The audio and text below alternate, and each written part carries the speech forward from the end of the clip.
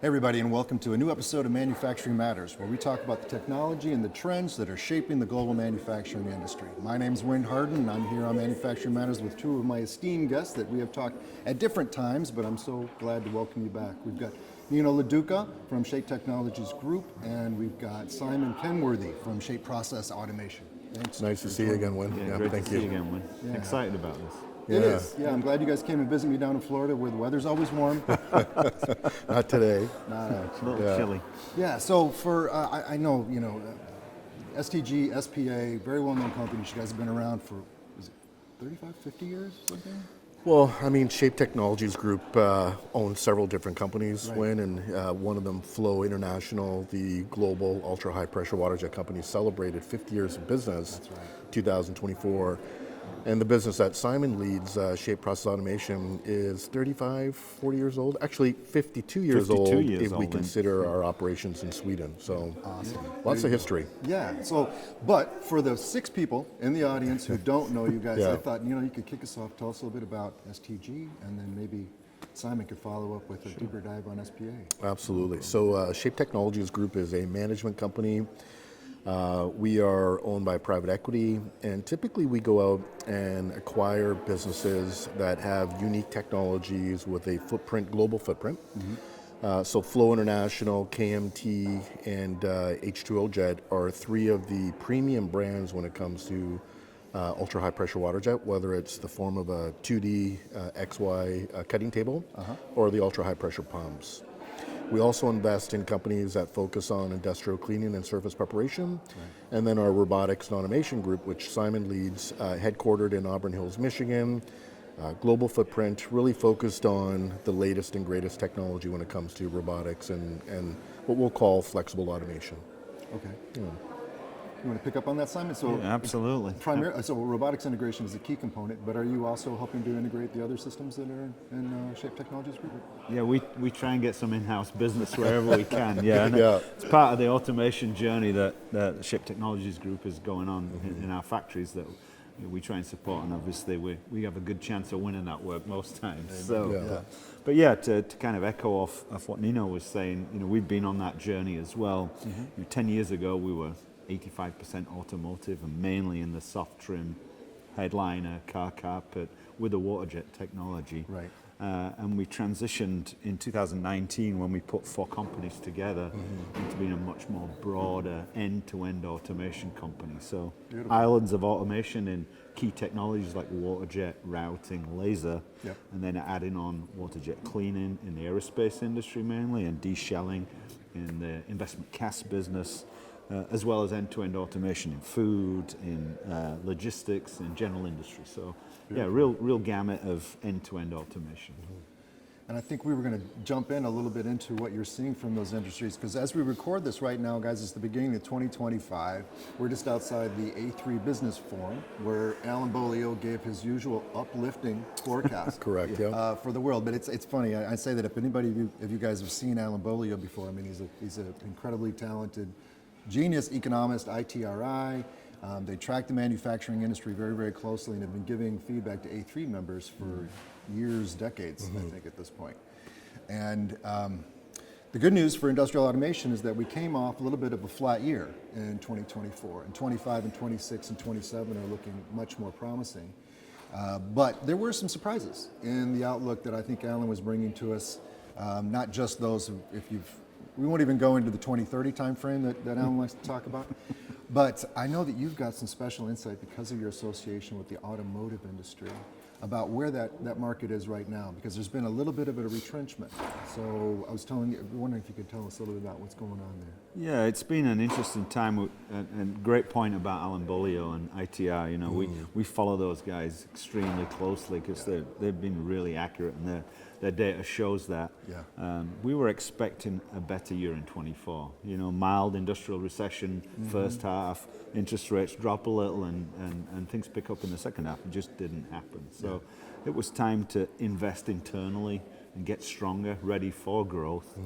Automotive is a great part of that. We're still at pre-2018 automotive sales in terms of vehicle sales. Yeah.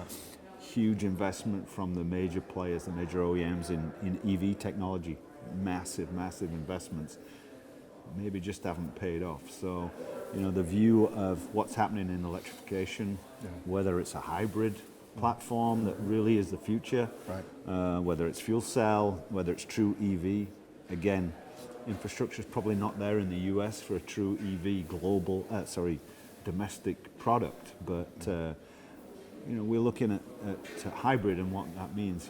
Indicators like Nissan licensing that technology for hybrid vehicles and launching those vehicles this year really shows that there will be movement, and as people start to buy vehicles again, we're confident that we're ideally positioned to take some of that business. Yeah. No, I mean, as I would look at EVs on a personal basis, I continually come back to hybrid, just because, unless you've got two different cars, one that works really great 200 to 300 miles, or and the other thing, I think you touched on an excellent point there, is the domestic U.S. infrastructure, charging infrastructure. Right? Yeah. Been hearing, I think they started some initiatives on that funding 3 years ago, but have only developed maybe less than 100 stations. Yeah. But isn't this supposed to be the year that kind of really expands? They've got property acquisitions, eminent domain or whatever has been exercised. Are you hearing anything about that from the OEMs? I mean, we're forecasting really that a lot of these EV programs that were delayed or stalled in 2024 will actually pick up and launch in the mid part of 2025, whether that's due to the infrastructure, whether that's due to consumers starting to go out and buy these vehicles in larger amounts than they previously have. We are certainly banking on that in 2025. Yeah, absolutely. Yeah, well, the dropping interest rates are definitely going to help that. That as well. That always helps the industrial automation industry, right? Because we want companies who are interested in capital expenditures. Exactly. Right? I mean, who are trying to improve their plants, become more efficient, save their workers from their dirty, dull, dangerous jobs. Yeah, exactly. And what was interesting that Alan mentioned this morning, these data centers, these huge data centers, taking up massive amounts of power, which, again, that's going to maybe impact the infrastructure growth in EV charging stations. So it's an excellent point. Yeah. It's an excellent point, which I know. And I wonder if that includes Bitcoin guys, or if that's just purely cloud providers. I'm not sure. That whole Bitcoin thing, I don't really understand it, so I don't invest in it. But I'm sure. I don't either, but I know we're going to have a lot of good comments from the Bitcoin bros out there who are out there doing I'm more about coin than Bitcoin. Yeah. I like to be able to hold it or at least see it. Exactly. Give it to my children. Exactly. Yeah. Exactly. Something that doesn't lose 70% of its value over 3 months. Yeah. But what's interesting, if we continue to talk about Alan Bolio's presentation, and he's done this for a couple of years, or at least communicating this, that the next 5 to 7 years are going to be where we're going to create a lot of wealth. A lot of these automation companies are going to do very well for themselves. Yeah. And to your point, 2030, 2032 will be sort of the recession. So I think there's a lot of people that are going to invest in our industry, whether it's customers, whether it's business owners. There's going to be a real great runway for the next 5 to 7 years for this industry. I agree with you, and actually, go ahead, Simon. I can tell you something. I was going to say, I've seen Alan's presentation over a number of years. I think this is the first time he hasn't said, sell your company to somebody you don't like just before 2030. Yeah. So I see that window maybe pushing out just a little bit. Well, there was two things in there that struck me. One was that all his forecasts pretty much ended at 2027. Yeah. And they used to go longer. All right, I'm pretty sure. Yeah. And the other thing is that he really qualified what it's going to be like. Yeah. Right. So if you guys have never seen Alan Bolio, or there's John Malden, there's a number of economists out there who are saying the same thing, that basically population growth curves in major civilized countries, government debt exceeding 100+% of GDP, plus other factors, retired baby boomers, smaller working populations to be able to support them, increasing medical costs. All of the things will contribute to a very slow period during the 2030s. Yeah. So if you haven't seen it, but you might want to go check it out, because it's really interesting, and preparing your businesses and your families is always important. Right? And having the tools to get through that. Absolutely, absolutely. Yeah. But I liked how he qualified it this year. He was like, this isn't going to be the 1930s, people. This is going to be the real estate bust from 2028, and it could be bad. Unemployment could get up to 25%, especially probably in unskilled positions, things like that, which will be hard. But we saw that in the first year of COVID, too. Yeah. We saw unemployment jump up like that. Yeah. When everything just shut down, for sure. And we survived. Yeah, we're still here. That's the takeaway. That's the takeaway. Okay, so as a global robotic systems integrator and global automation systems integrator, right? I mean, you guys do you do some work outside of North America? Let me qualify that point. yeah. We You do. got Yeah, European so we have offices. facility. Our headquarters are in Auburn Hills, Michigan. Right. 2 facilities in Michigan, 1 in Burlington, Ontario, Canada. We're also in just outside of Lille, France, and Karlshamn, Sweden. Overall, the SPA group has 450 employees globally. So certainly several locations and customers, wide-ranging customers throughout the globe. Yeah, cool. So you've got a great viewpoint on, because the markets that we serve, CPG, automotive, these are global markets, right? I mean, they're all connected. The world is hyper connected these days. You mentioned, Simon, earlier about castings being a bright spot in this space, and then you mentioned food, which wasn't something that I was really aware you guys did a whole lot about. So can we just shift to where are the bright spots on the horizon in the next couple of years? What are the verticals?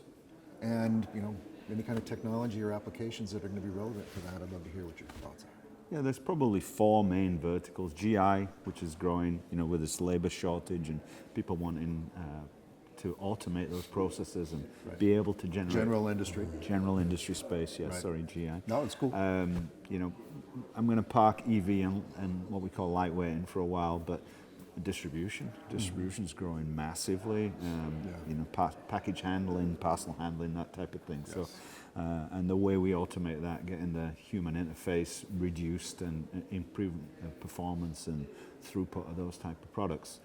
As I said, the food space, similar thing, labor, people assembling prepared foods, for example, sandwiches and handling corn dogs and things like that. Yeah. And then a real bright spot we see in the market is life sciences, and particularly in medical instruments, in the handling of vials, the handling of syringes, the sanitization of those type of products, and just automating that whole process. It's very similar to the food kind of business, but different avenue, and we see a real growth in that area. Yeah.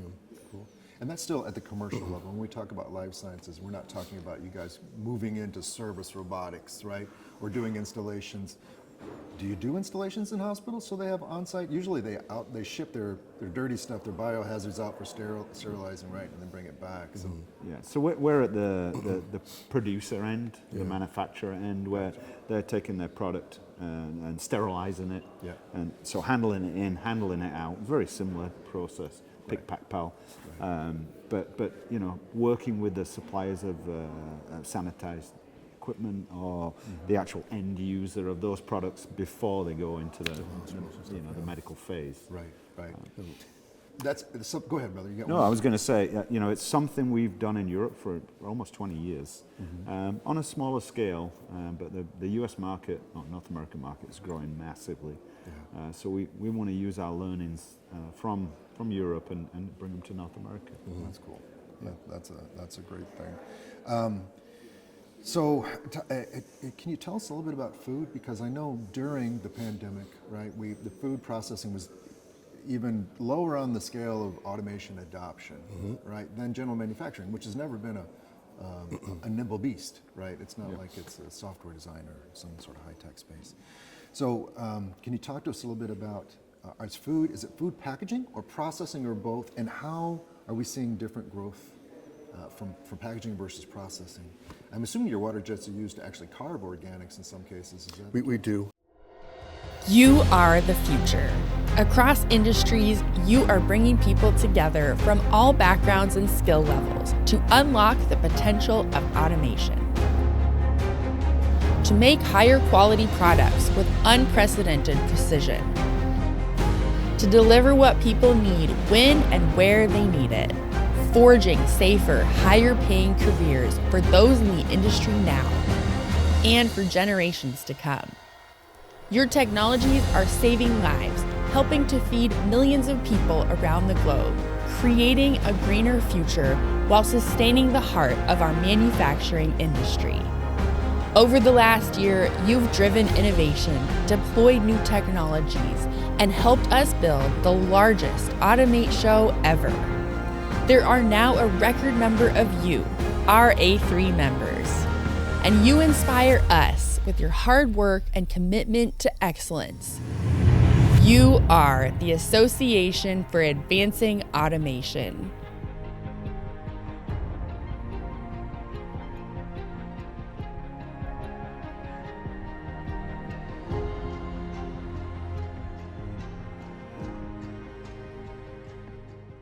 In some applications we do, and I'll let Simon answer this question, but I would say that for us as a company, we took advantage when, COVID happened. Yeah. There was a real shortage of labor going into that, but even more so, it was like just amplified. And so Very true. where we would go to a lot of customers, and a lot of customers would always want an ROI or some type of return on investment.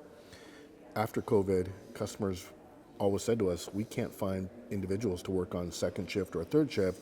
We need automation. So the game changed for us as a company, and our food processing or food automation business certainly just continued to rise since 2021, 2022. Right. So what we saw was that massive growth, and you can see that in some of the industry trends in 21, 22. What we're finding now is a slowdown. It's not a decline, but it's Everybody's a got slowdown. to take a breath. Correct. When you've been running, to the wall. Exactly, and those larger companies were beginning their automation journey.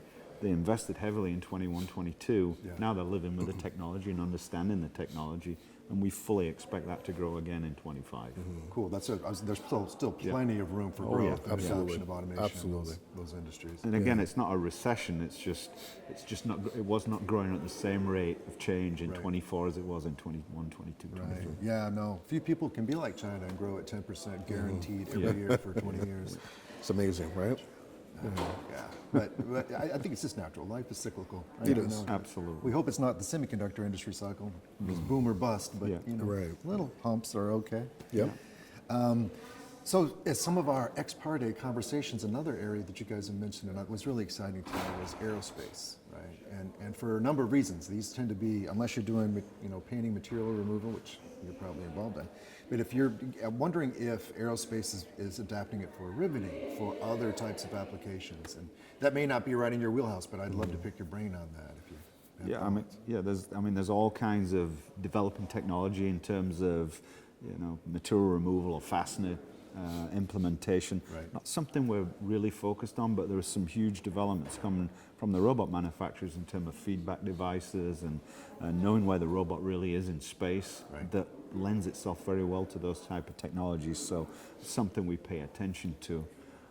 The areas of growth we've seen is in the MRO, maintenance, repair, and overhaul. So the engine manufacturers, Right. as we've seen the new programs come online, like the LEAP engine, that's in the Airbus and Boeing. Although looking at the Boeing deliveries, pretty scary to see the decline. But we know there's a massive demand for a new aircraft, so we're not too concerned about that. But Yeah. that's been a growth technology. And then the components behind that, like I said, investment cast in exotic alloys like Hastelloy, titanium, those type of materials. There's a real need for the removal of the cast materials and processing those. So that's something we've paid real attention to, and we expect that to be another growth node. That's great to hear. The aerospace industry has been a mixed bag lately, especially if you're in the U.S. Because Boeing has been a benchmark company for this country for decades and decades, going back to the space program, and they've had so many hits on the chin, And then we think about automation, and you pair that with machine vision, and now you've got 100% rivet inspection for everything. If you combine it with 3D, you can actually, have, your quality. And I'm sure they're already using a lot of automated systems to validate assembly processes at steps. But Absolutely. if you can combine it with robotics and machine vision in the same work, so it seems like it's got to bring efficiencies. So Absolutely. Yeah. Absolutely. And total quality. yeah. So logistics was another market, was probably one of the fastest, hottest markets during the pandemic years. Correct. Just massive amounts of growth, everyone buying off online, having it shipped to their house and everything, that led an expansion. Are we starting to see, and logistics is still a growing industry today, right? And it's still something, it's a bright spot on the market right now. Are your customer profiles changing? You were at the top with maybe, your Amazons, your Targets, all these guys, the largest retailers, DHL, FedEx, UPS, maybe there. But is it trickling down where we're seeing smaller distribution centers adopting automation? I think so. Yeah, absolutely. Yeah. Absolutely. So, like everything we've kind of done at Shape Process Automation, Yeah. we tend to be laser focused on the areas of business we're going after. We don't want it to be all things to all people. Yes. So we look very specifically in areas where we can add value. And it's all about adding value as an integrator. Of course. If you don't add value, you're just same as They're everybody else. not going to write that check. Right, I'm pretty right. sure. So, looking at some of the ventures we've taken already with our customers, we've brought them kinds of automation. The next step for us is bringing robotic induction to our customers. So Right. we really think with AI, with the new vision technologies, which is changing rapidly. In the last 2 or 3 years, we've seen advancements, significant advancements.